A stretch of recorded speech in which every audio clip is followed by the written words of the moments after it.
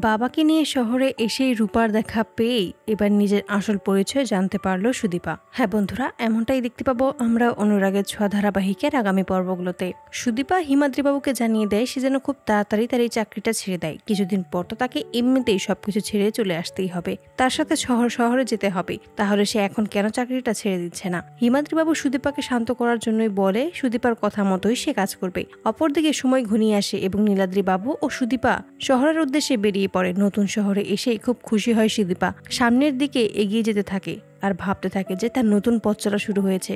সবার স্বপ্ন সে এবার পূরণ করবে, সে এবার অনেক বড় ডাক্তার হবে।